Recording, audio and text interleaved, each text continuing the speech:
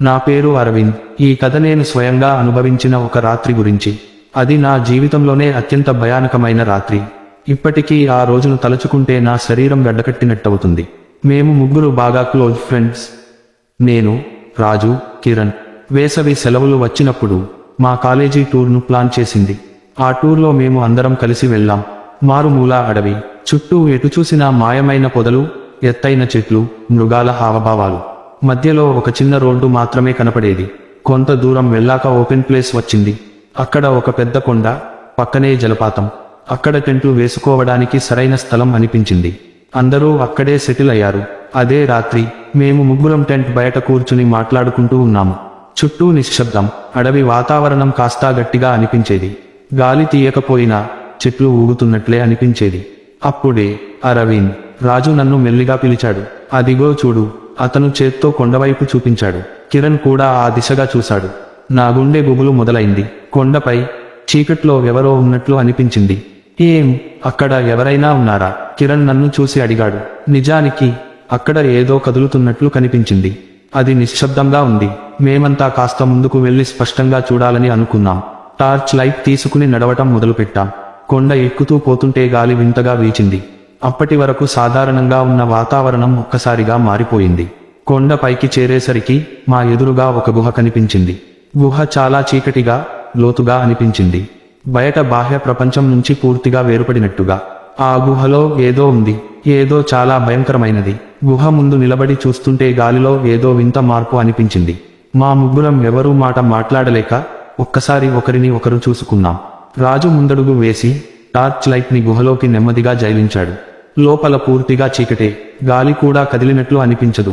కానీ గుహలో నుంచి గుండె గుబులు పెట్టించేలా ఒక వాసన వచ్చింది. అది కేవలం మురికి వాసన కాదని, ఏదో కుళ్ళిన మాంసం మాదిరిగా అనిపించింది. అరవింద్, మనం లోపలికి వెళ్ళాలా? కిరణ్ నిశ్శబ్దంగా అడిగాడు. ఇక్కడే ఆగుదాం, వెళ్ళొద్దు అని చెప్పాలని నా మనసు చెప్పింది. కానీ నా నోట మాట రాలేదు. రాజు ముందుకెళ్ళి వాలిపోయిన కొన్ని రాళ్లను తొలగించాడు. లోపల ఎవరో ఉన్నట్లు అనిపిస్తోంది, రాజు మెల్లిగా అన్నాడు. కిరణ్ టార్చ్ లైట్ పట్టుకుని ముందుకు నడిచాడు. సరే, మనం కొంచెం లోపలికి వెళ్ళి చూసి వస్తే బాగుంటుంది. నా మనసు ఒక్కసారిగా గుబులుపోయింది. గుండెలో ఏదో చెడుగా అనిపించింది. కానీ ఎవరూ వెనక్కి తిరిగిపోదామని అనలేదు. మేమంతా నెమ్మదిగా గుహలోకి అడుగుపెట్టాం. లోపల అడుగుపెట్టగానే చల్లని గాలి ఒక్కసారిగా గట్టిగా వీచింది. గుహ గోడలు తడిగా అనిపించాయి. లోపల వాసన మరింత ఘాటుగా మారిపోయింది. మేము ముందుకు సాగుతున్న కొద్దీ లోపల వాతావరణం ఇంకా భయంకరంగా మారింది. 3-4 అడుగులు ముందుకెళ్లగానే కిరణ్ ఒక్కసారిగా అరిచాడు. అతని కాళ్ల దగ్గర ఏదో తెల్లగా మెరిసిన పదార్థం కనిపించింది. టార్చ్ లైట్ వేసి చూడగానే మేమంతా ఒక్కసారిగా గడ్డకట్టిపోయాం. అది మానవ ఎముకలు. పక్కనే ఒక పాత దుస్తులు. అవి పూర్తిగా కుళ్ళిపోయి ఉన్నాయి. వాటిపైన ఎక్కడో ఎర్రగా ఏదో మరకల ఉన్నట్లు ఉంది. అది రక్తపు మరకలా అనిపించింది. అంతే, ఆ ఒక్క క్షణంలోనే మా ముగ్గురం గట్టిగా ఊపిరి పీల్చుకుని వెనక్కి తిరగబోయాం. కానీ అదే సమయానికి గుహలోని లోతు నుండి ఏదో భయంకరమైన శబ్దం వినిపించింది. ఆ శబ్దం ఒక ప్రాణితో ముడిపడినదా, లేక ఏదైనా భూతపు అరుపా? మేమెవరూ అర్థం చేసుకోలేకపోయాం. కానీ మేము తిరిగేలోపు అది కూడా మాకెదురుగా వస్తోంది. ఆ శబ్దం వినిపించగానే మా శరీరంలో రక్తం గడ్డకట్టినట్టయింది. గుహలోతుల్లో నుంచి ఏదో వస్తోందని స్పష్టంగా అనిపించింది. మేము ముగ్గురం ఒక్కసారిగా నిలబడి ఎవరూ ఒక్క అడుగు కూడా ముందుకు వేయడానికి ధైర్యం చేయలేదు. టార్చ్ లైట్ను ఆ శబ్దం వచ్చిన దిశగా పెట్టాం. అది మెల్లిగా వస్తోంది. అడుగుల తడబాటు స్పష్టంగా వినిపిస్తోంది. అరవింద్, మనం ఇక్కడి నుంచి వెళ్ళిపోదాం, కిరణ్ వణుకుతూ అన్నాడు. నాకు కూడా అదే అనిపించింది. కానీ నా కాళ్ళు అక్కడే మోకరిల్లినట్టుగా ఒక్క అడుగు కూడా కదలలేదు. టార్చ్ లైట్ కాంతిలో ఒక్కసారిగా ఒకటి మెరిసింది. అది 2 ఎర్రని కళ్ళు. రాజు! నా గొంతు వణికిపోయింది. అంతే, టార్చ్ లైట్ కాంతిలో అది పూర్తిగా కనిపించింది. ఒక వింత శరీరం. అది పూర్తిగా పొడవుగా, 3 అడుగుల కంటే ఎక్కువ పొడవు లేదు. కానీ దాని శరీరం ఎముకలు బయటికి పొడుచుకు వచ్చినట్టుగా ఉంది. చర్మం ఎక్కడా గట్టిగా లేదు. అది పూర్తిగా బూడిద రంగులో ఉంది. దాని కళ్ళు, అవే అతలాకుతలం చేసేలా ఉన్నాయి. అవి ఎర్రగా మెరుస్తూ ఉన్నాయి. వేగంగా వెళ్దాం. రాజు నా చేతిని పట్టుకుని వెనక్కి లాగాడు. మేము ముగ్గురం వెంటనే వెనక్కి తిరిగి పరుగెత్తాం. కానీ ఆ ఆవాజు ఒక్కసారిగా గట్టిగా మారింది. మా వెనకాల అది ఉరుకుతోంది. మా కాళ్ళు అదుపు తప్పి రాళ్లకు తగిలిపోతున్నాయి. గుహలోంచి బయటకు రావడానికి ఇంకా కొంత దూరం ఉంది. కానీ వెనకాల అది మరింత వేగంగా వస్తోంది. రాజు ఒక్కసారిగా కింద పడిపోయాడు. అరవింద్, కిరణ్ అని గట్టిగా అరిచాడు. మేమిద్దరం ఒక్కసారిగా వెనక్కి తిరిగి వెళ్లి అతన్ని లేపేందుకు ప్రయత్నించాం.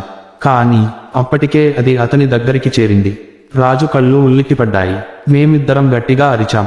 ఆ దెయ్యం, అల్లరి పిశాచం ఏది అయినా సరే, అది రాజు భుజం మీద తన పొడవాటి వికారమైన చేతిని ఉంచింది. రాజు ఒక్కసారిగా గట్టిగా కేక పెట్టాడు. ఆ మేమిద్దరం గట్టిగా పట్టుకుని అతన్ని లాగేలోపు అది కూడా అతన్ని పూర్తిగా పట్టుకుంది. అక్కడి నుంచే మా రాత్రి అసలైన భయంకరమైన క్షణాలకు మారింది. రాజు కేకలు వేస్తూనే ఉరికిపోతూ ప్రయత్నించాడు. కానీ అది అతని భుజాన్ని గట్టిగా పట్టుకుంది. టార్చ్ లైట్ కాంతిలో స్పష్టంగా కనిపించింది. దాని చేతులు పొడవుగా, బలహీనంగా కనిపించిన దాని గట్టి పట్టుకు రాజు ఒక్క అడుగు కూడా ముందుకు వేయలేకపోయాడు. రాజు, రాజు, కిరణ్ అరిచాడు. నేను భయంతో ముందుకెళ్లి అతని చేతిని లాగే ప్రయత్నం చేశాను. కానీ అది రాజును మరింత గట్టిగా పట్టుకుంది. ఒకసారి నా కళ్ళు పూర్తిగా దానిపై పడ్డాయి. దాని ముఖం అదేమిటో స్పష్టంగా అర్థం కావడం లేదు. అది మానవ రూపంలో లేదని మాత్రం అనిపించింది. కానీ దాని నోరు, ఓహ్, దాని నోరు విప్పినప్పుడు లోపల పూర్తిగా నల్లగా ఉంది. అందులో ఎలాంటి పళ్ళు, జిహ్వా కూడా లేవు. అంతా ఒక ఖాళీగా, లోపలి చీకటి కదిలేలా అనిపించింది. రాజు గట్టిగా విలవిలలాడుతూనే ఉన్నాడు. ఒక్కసారిగా క్రా ఆ ఆ అది భయంకరమైన శబ్దం చేస్తూ రాజును వెనక్కి లాక్కెళ్లడం ప్రారంభించింది. రాజు, రాజు, మేమిద్దరం గట్టిగా అరిచాం. నేను అతని చేయిని గట్టిగా పట్టుకున్నాను. కానీ అది మరింత బలంగా లాగడం ప్రారంభించింది. రాజు ఒంటిపై ఒక్కసారిగా గాయాలు ఏర్పడుతున్నాయి. అతని చర్మం కింద ఏదో చలించిపోతున్నట్లు కనిపించింది. అరవింద్, కిరణ్, నన్ను విడిచిపెట్టద్దు. అతని స్వరం వణుకుతోంది. గుండె కోత కలిగించేలా ఉంది. కానీ ఆ దెయ్యం, దాని ఉనికి మా కళ్ల ముందు స్పష్టంగా ఉంది. అది పూర్తిగా మనుషులాగా లేదు. కానీ అది చాలా కాలంగా అక్కడ ఉన్నట్లు అనిపించింది. నేను వెనుక నుంచి ఒక రాయి తీసుకుని దానిపై వేశాను. అది తగిలిన వెంటనే క్రీ క్రా ఆర్ అది భయంకరంగా కేకపెట్టింది. రాజును ఒక్కసారిగా వదిలేసి వెనక్కి తగ్గింది. రాజు శరీరం పూర్తిగా వణికిపోతూ నేలపై పడిపోయాడు. రాజు, లెమ్మని, తక్షణం ఇక్కడి నుంచి వెళ్ళాలి. కిరణ్ అతనిని పట్టుకుని లేపాడు. ఆ దెయ్యం ఇంకా వెనక్కి వెళ్తోంది. కానీ దాని కన్ను మా మీదే ఉంది. క్షణం కూడా దాన్ని వీడకుండా చూస్తూ మేమంతా గుహ బయటకు పరుగెత్తడం ప్రారంభించాం. మేము 3 అడుగులు బయటకు వచ్చేలోపు మళ్ళీ అదే భయంకరమైన శబ్దం, క్రా ఆర్ అది కూడా మళ్ళీ మా వెంట పరుగెత్తుతోంది. మా వెనకాల అదే భయంకరమైన శబ్దం. గుహలో నుంచి బయటకు పరుగెత్తేంత వరకు గాలిలో ఏదో మారిపోయినట్టు అనిపించింది. చుట్టూ వాతావరణం ఒక్కసారిగా భయంకరంగా మారింది. రాజు ఇంకా పూర్తి స్థాయిలో నిలబడలేకపోతున్నాడు. కిరణ్ అతన్ని ఒకవైపు నుంచి పట్టుకుని లాగుతున్నాడు. నేను టార్చ్ లైట్తో వెనక్కి చూస్తూ పరుగెత్తాను. దాని నడక మారింది. ఇప్పుడు అది 4 కాళ్లపై కదులుతూ వస్తోంది. దాని వేగం పెరిగిపోయింది. మేము ఎంత తొందరగా పరుగెత్తినా అది మరింత వేగంగా వచ్చింది. మేము గుహ నుండి బయటకు వచ్చాం. బయట చల్లటి గాలి వీచింది. కానీ భద్రత అనిపించేలా లేదు. చీకటిలో నుంచి అది బయటకు వస్తుందా లేదా అన్న భయం మాలో ఉంది. రాజు ఊపిరి పట్టుకుని కింద కూర్చున్నాడు. కిరణ్ వెనక్కి తిరిగి చూశాడు. అది ఇంకా లోపలే ఉందా? నేను వెంటనే టార్చ్ లైట్ వెనక్కి మళ్లించాను. గుహలోపల చీకటి ఉంది. కానీ లోపల ఎక్కడో లోతుల్లో రెప్పల మధ్య మెరిసే 2 ఎర్ర కళ్ళు కనిపించాయి. అది చూస్తోంది. నా గొంతు వణికిపోయింది. అది కూడా కదలకుండా మమ్మల్ని చూస్తోంది. బయటకు రావట్లేదు. అది గుహలోంచి బయట రాలేనట్లు ఉంది. మనకు దూరంగా ఉంది. మళ్ళీ లోపలికి పోకూడదు. కిరణ్ ఊపిరి పీల్చుకున్నాడు. రాజు గాయాలతో ఉన్నాడు. అతని చేతిపై ఘాట్లు కనిపించాయి. అవి చిన్న గాయాలే అయినా వింతగా కనిపించాయి. చర్మం కింద ఏదో కదులుతున్నట్టు ఉంది. రాజు, నీ చేతిపై ఏమైంది? నేను ఆందోళనగా అడిగాను. అతను నెమ్మదిగా తన చేతిని చూసుకున్నాడు. మాకంతా స్పష్టంగా కనిపించింది. గాయం సాధారణం కాదు. చర్మం నెమ్మదిగా నల్లబడుతోంది. ఇది ఏంటి? రాజు గుండెల్లో భయం తలుక్కుమంది. అది అతనిపై ఏదో చేయగలిగిందా? గాయమేనా లేక మరేదైనా? అదే క్షణంలో గుహలోపలి చీకటి కదిలినట్టుగా అనిపించింది. అవి కేవలం ఒక జత ఎర్ర కళ్ళు కావు, మరిన్ని, అంతకు మించి చాలా. గుహలోపల కనీసం 5-6 జతల ఎర్ర కళ్ళు మెరిశాయి. అక్కడ ఒక్కటే కాదు, అక్కడ ఇంకా చాలా ఉన్నాయి. మేము గుహలో చూసింది కేవలం ఒకటి మాత్రమే. రాత్రి చీకటి ఇంకా మరింత మందమైనట్టు అనిపించింది. గాలి ఒక్కసారిగా గట్టిగా వీచింది. గుహ లోపల మెరిసే ఆ ఎర్ర కళ్ళు 1 కాదు, 2 కాదు, 5-6 జతలుగా, ఒక్కొక్కటి మెల్లగా కదులుతున్నట్టుగా కనిపించాయి. అరవింద్, అవి ఇంకా చాలా ఉన్నాయి. కిరణ్ గొంతు వణికిపోయింది. రాజు గాయాన్ని పట్టుకుని నెమ్మదిగా లేచాడు. ఇక్కడ నుంచి వెళ్ళాలి, వెంటనే. మేమంతా ఒక్కసారిగా గుహ దగ్గర నుంచి మరింత వెనక్కి వెళ్ళాం. మా గుండెల్లో రక్తం గడ్డకట్టినట్టుంది.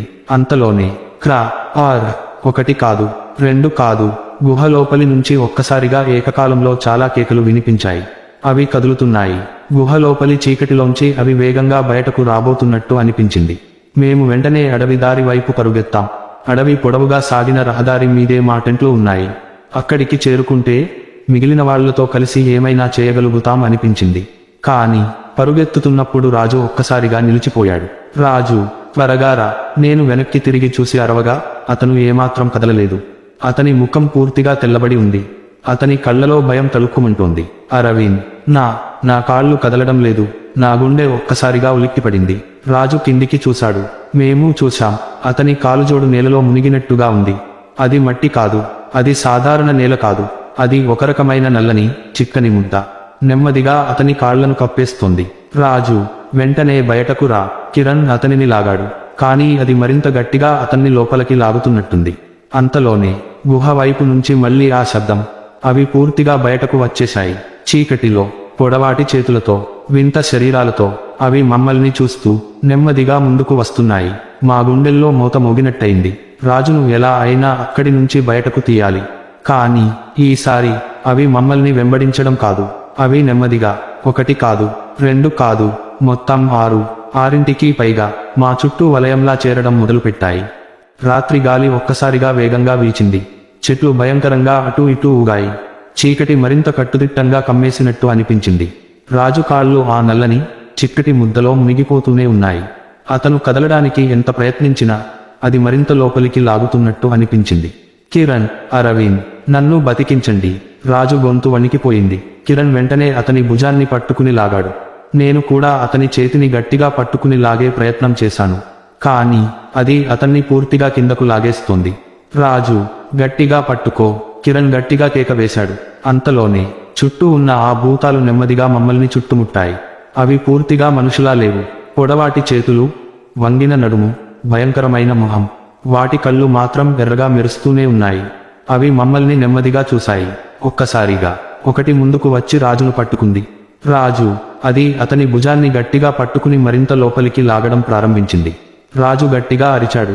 అతని శరీరం ఒక్కసారిగా వణికిపోయింది. కిరణ్ గట్టిగా అతన్ని పట్టుకున్నాడు. వదిలే. నేను దాని మీదకి రాయి విసిరాను. క్రా ఆర్. దాని గొంతులోంచి మళ్ళీ ఆ భయంకరమైన కేక వచ్చింది. కానీ ఈసారి చుట్టూ ఉన్న భూతాలన్నీ ఒక్కసారిగా పరిగెత్తాయి. వాటి వేగం మామూలుగా లేదు. మేము ఎంత పరుగెత్తినా అవి మరింత వేగంగా వచ్చాయి. మేము ముగ్గురం రాజును లాగుతూ ముద్దలోంచి బయటకు తీయగలిగాము. కానీ ఆ భూతాలు మరింత దగ్గరగా వచ్చాయి. ఇప్పుడు మాకు కేవలం ఒక్క అవకాశం ఉంది. ఇక్కడి నుంచి ఎంత తొందరగా పారిపోతే అంత మంచిది. కానీ ముందున్న మార్గం అంతా పొగమంచుతో కప్పబడి ఉంది.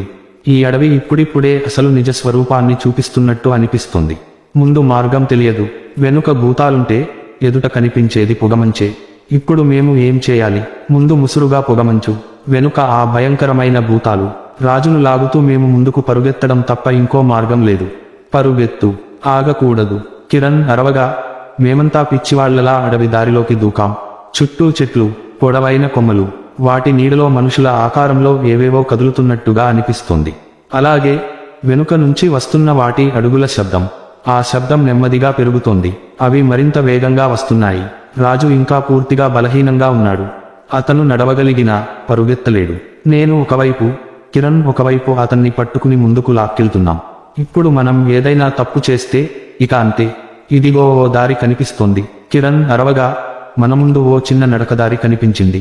అది నేరుగా అడవిలో లోపలికి వెళ్లుతోంది. ఇంకా ఆలోచించడానికి టైం లేదు. వెంటనే అందరం ఆ దారిలోకి దూకాం. పొగమంచు మళ్లీ కాస్తా దట్టంగా మారింది. అడుగు ముందుకు వేయగానే గాలి చల్లగా మారింది. అయితే ఈ దారి మామూలు దారి కాదు. ముందు మనం ఉన్న చోటుకు పోల్చితే ఇక్కడ గాలి పూర్తిగా నిశ్శబ్దంగా ఉంది.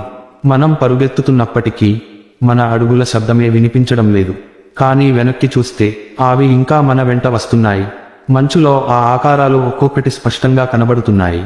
కానీ అవి ఇప్పటి వరకు మాకు దూరంగా ఉన్నట్టే ఉన్నాయి. అయితే ఈ దారి ఎంత దూరం? ఇది ఎక్కడికి వెళ్తుంది? మేము సరైన దిశలో పరుగెడుతున్నామా, లేక ఇది మరొక ట్రాప్? మంచు కప్పుకున్న ఆ పొడవాటి దారి ఎక్కడికి వెళ్తుందో తెలియదు. కానీ వెనుక భూతాలు ఉన్నాయని తెలుసు. మేము రాజును పట్టుకుని పరుగెత్తుతూనే ఉన్నాం. చుట్టూ వాతావరణం పూర్తిగా మారిపోయింది. గాలి కదలడం మానేసింది. చెట్లు కూడా కదలడం లేదు. అసలు ఏదైనా జీవం ఉన్నట్ట అన్నట్టుగా ఉంది. ఇదెక్కడికి పోతుందో తెలుసా? కిరణ్ వణుకుతూ నన్ను చూశాడు. ఇప్పుడది పట్టించుకోకు, ముందుకెళ్ళాలి. రాజు ఇంకా నీరసంగా ఉన్నాడు, కానీ ఇప్పటికైనా నడవగలుగుతున్నాడు. మేము తడబడుతూ పరిగెత్తుతూనే ఉన్నాం. ఆ దారి ఇంకా చివరికి రాలేదు, కానీ ఒక విచిత్రమైన భావన వస్తోంది. ఇక్కడ కొంతమంది నడిచినట్టు కనిపిస్తోంది. మన ముందు కూడా ఎవరో నడిచారేమో అన్నట్టు. నేలపై కొంతమంది అడుగుల ముద్రలు ఉన్నాయి, కానీ అవి ముందుకు కాదు, వెనక్కి పోతున్నాయి. ఇది ఏంటి? కిరణ్ ఒక్కసారిగా ఆగిపోయాడు. ఇక్కడ నడిచిన వాళ్ళు వెనక్కి వెళ్లారా? ఈ మాట విన్నాక మా మదిలో కొత్త భయం మొదలైంది. మన ముందు ఇంకోసారి దారి మలుపు తిరిగింది. అటుకి వెళ్ళగానే ఒక పెద్ద రాతి గోడ. ఇది అడవి మధ్యలో ఉంది. ఎక్కడ నుంచి వచ్చిందో తెలియదు. ఇది ఎంత పొడవుగా ఉందో కూడా తెలియదు. ఇకపోతే మేము వెనక్కి వెళ్లాల్సిందే, కాని వెనుక భూతాలు ఉన్నాయి. ఇప్పుడు ఏం చేద్దాం? కిరణ్ గొంతు వణికిపోయింది. రాజు ఒకసారిగా ఆ రాతి గోడను చేతితో తట్టాడు. అది ఖాళీగా అనిపించింది. ఇదో భావంలా ఉంది, అతను అనుమానంగా అన్నాడు. రాజు దగ్గరగా వెళ్లి గట్టిగా తోశాడు. ఒక్కసారిగా ఆ రాతి భాగం లోపలికి కూలిపోయింది.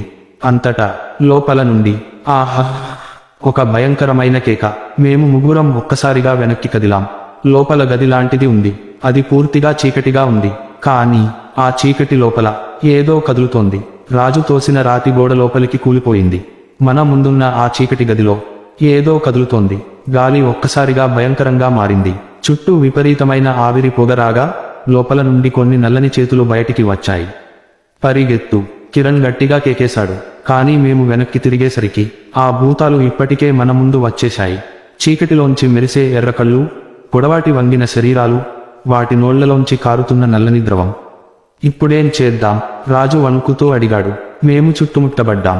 భూతాలు ఒకవైపు, అర్థం కాని ఆ చీకటి గది మరోవైపు.